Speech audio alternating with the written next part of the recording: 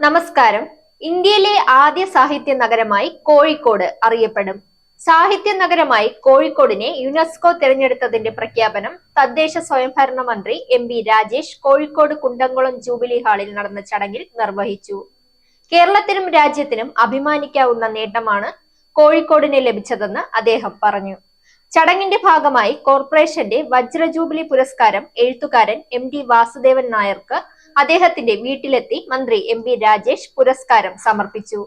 സാഹിത്യ നഗരത്തിന്റെ ലോഗോ പ്രകാശനവും വെബ്സൈറ്റ് ഉദ്ഘാടനവും മന്ത്രി പി.എ. മുഹമ്മദ് റിയാസ് നിർവഹിച്ചു. സാഹിത്യ നഗര കേന്ദ്രത്തിന്റെ പ്രഖ്യാപനം ഗാനരചയിതാവ് കൈതപ്രം ദാമോദരൻ നമ്പൂതിരി നിർവഹിച്ചു.